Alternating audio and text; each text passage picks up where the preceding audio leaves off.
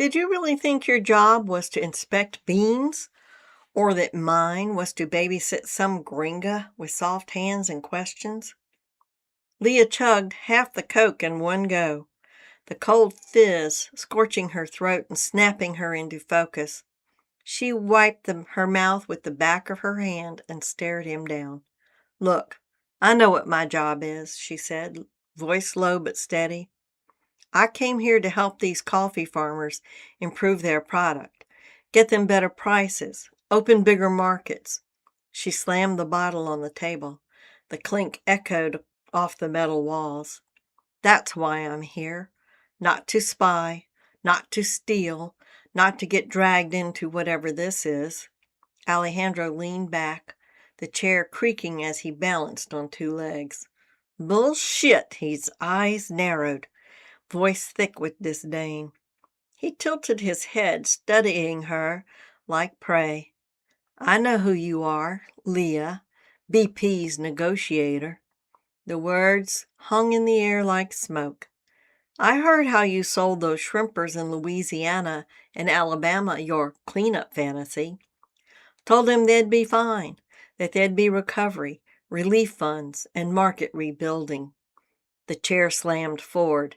"And you know what happened." His fist crashed onto the table, hard enough to make her jump. "You call that help? It wasn't the damn oil that killed their way of life. It was the dispersants your company dumped all over the Gulf. That toxic soup sank to the bottom and stayed there. It's still choking everything that crawls in the mud. Shrimp, crabs, oysters, generations of fishermen." He leaned in, his face close enough for her to smell the anger on his breath. "You lied to them. And now you're here, in my jungle, smiling at these farmers like you're their savior." Silence stretched heavy. "Tell me, Leah, do you really think you helped anyone?" The room held its breath. Leah hung her head, unable to meet his eyes. When she finally looked up, her voice was barely more than a whisper. "Everything I did it in good faith." She tried to hold steady, but the words wavered, her throat tightening. "It's not my fault what happened to those people." Tears welled, uninvited, threatening to blur her sight. Not from fear, not from pain, but from the weight, the reckoning. Alejandro's gaze softened for a fleeting second. Something human flickered there. But then Alejandro's eyes widened, not with sympathy, but with pain. He blinked rapidly, winced, and gasped. Around them, the other men lurched, coughing, clawing at their faces. Leah blinked, confused. Then it hit her. Her lungs burned. Her eyes stung. She tried to inhale and choked instead. Tear gas. The room erupted in chaos. Boots scraped. A chair toppled. Voices shouted, muffled in the rising haze. She dropped low, shielding her face as the fog swallowed the space. "Come out with your hands up!" The command rang out in English, then again in Spanish, barked through the haze like a divine ultimatum. Leah froze. That voice! Even though the distortion of gas and panic, that Aussie accent was unmistakable. No amount of shouting could hide it. Mike. A jolt of something close to hope surged through her chest. Her body, broken and trembling, rallied at the sound. She staggered toward the door, one hand shielding her eyes from the sting. She didn't raise her hands. She couldn't, but she walked out. Alejandro didn't follow her out. He stayed just inside the door, body coiled, eyes calculating, waiting. As Leah stepped into the light, wobbling, half blinded by the gas, and desperate for rescue, he moved. In a blink, he was on her, arms closing around her like a trap. She barely had time to gasp. Then they were airborne. Alejandro barreled through the open door, clutching her under one arm like a duffel bag and sprinting into the jungle with the power and precision of an NFL linebacker charging the end zone. Gunfire erupted behind them. Shouts, boots, commands, but it all blurred behind the pounding of her heart and the sick lurch of motion. The tree swallowed them whole. Alejandro didn't slow down. He plunged straight into the swamp, water surging up to his knees. A tangle of mangroves rose ahead, roots twisting like skeletal fingers, morning glory vines looping from tree to tree in a choking curtain of green. Still holding Leah tight against his side, he drew the machete from his belt in one swift motion. With each step he hacked, slashing vines, chopping roots, the blade flashing in rhyme with his grunts. Mud sucked at his boots. Branches tore at their clothes. Sweat and swamp water mingled on their skin. Leah's limbs dangled, useless, her mind spinning. Every jolt of his stride rattled her ribs. She coughed, gagged, tried to scream, but his grip was iron. The dense wall of jungle closed behind them, erasing their trail as if they had never been there. Mike saw it unfold in a blur. 1 second, Leah stepped into the sunlight, barely standing, her clothes still clinging from the waterboarding. The next, Alejandro launched out of the shadows like a jaguar. "No! Leah!" Mike roared, bolting forward. Too late. Alejandro had her under his arm and was gone, into the jungle like a ghost with a heartbeat. The wall of green swallowed them whole. "Shit! Shit!" Mike tore off after them, shoving past operatives still coughing from the gas. "Don't let them get away!" someone shouted behind him. Mike barely heard. His boots pounded the muck, fists clenched, breath ragged. He ducked branches, leapt over roots, crashed through vines. His mind reeled. I should have known. I should have never trusted that bastard. Alejandro played us all. "Leah!" he shouted again, desperate. He burst into a clearing, eyes scanning. Mangroves, a break in the water, tracks. He dropped to a crouch, years of field training kicking in. Broken vines, muddy water sloshed in wild patterns. Something big had plowed through. A swirl still frothed where the water churned. Mangrove roots hacked clean. A machete trail.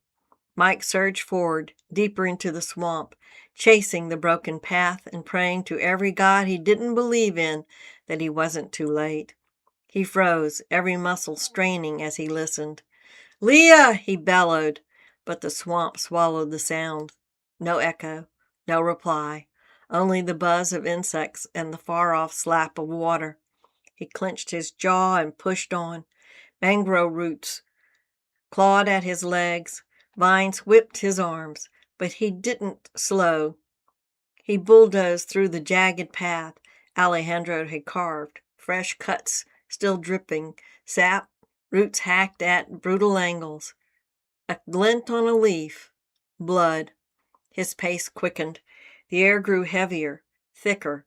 Each step dragged like an ankle weight, boots sinking into the sodden floor.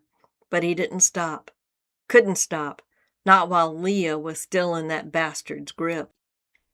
"Alejandro!" he roared, rage rising. "You think you can hide?" A bird shrieked overhead. Something large splashed ahead. Too big for a gator. Mike's heart pounded like a war drum. He barreled forward, eyes sharp, lungs burning. He was close. "Mike! Mike! Come in! Mike!" He froze mid-stride as the radio crackled. "Mike, go ahead." "Where are you?" "Out here in this godforsaken billabong," he snapped. "Not sure if I'm chasing Leah and Alejandro or being hunted by crocs." A beat of silence. Then the clip. Too clean voice of Ralph Garrison, head of Centraga operations, sliced through the static like a knife. "This isn't a joke, Sullivan. I need eyes on the target. Now." Mike rolled his eyes, wiping sweat from his brow. "You sitting comfy in Houston, Ralph? Because I'm ankle deep in muck, and I just watched your asset get hauled off like a rugby ball by your trusted partner." Garrison's tone never shifted.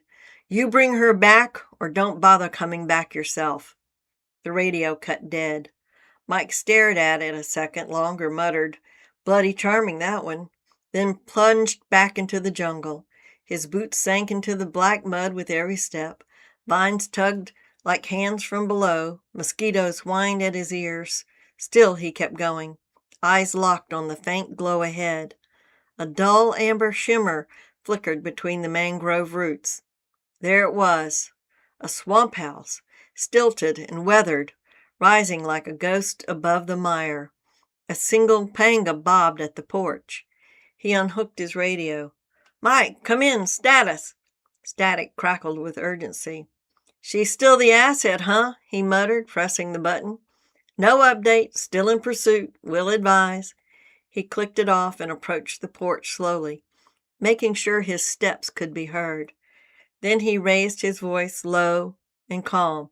"Alejandro, I know you're in there." A pause. "I came alone."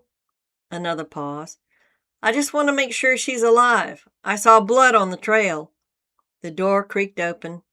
Alejandro stood in the flickering light, shirt clinging wet to his skin, one hand pressed to his ribs. Blood soaked through his side, fresh and dark. "Not hers," he said flatly. "Mine." Mike exhaled relief, frustration, fury tangled in his chest. "You gonna let me see her?" Alejandro leaned against the frame, cocking his head like he was weighing a poker hand. "You didn't bring a weapon?" "Only my voice," Mike said.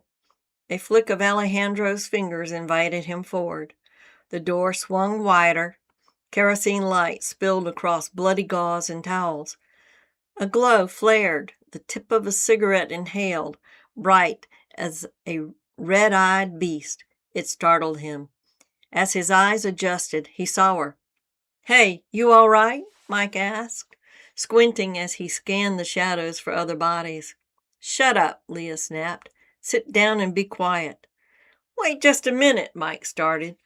Leah stepped forward, an AK-47 slung at her side, trigger finger tight inside the guard. Mike stiffened, caught between shock and a wary half-smile. "Bloody hell, Leah. You planning to shoot the only bloke who came for you?" She raised the rifle, stance rock steady. "Don't flatter yourself. You came for Centraga's asset, not me." Alejandro chuckled, wincing as he pressed harder on his wound. "See, mate? She gets it now. She doesn't need saving." Leah's finger twitched on the trigger guard. "You're both liars, but at least one of you isn't pretending anymore." Mike's jaw flexed. "And which one am I?" For a long moment no one moved. A moth circled the hiss of the kerosene lamp, wings beating frantically against the heat.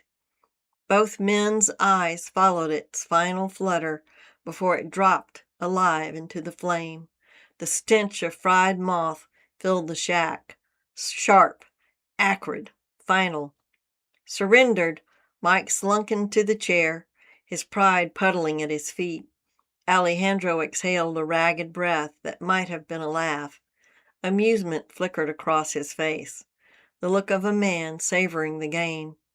Leah didn't smile.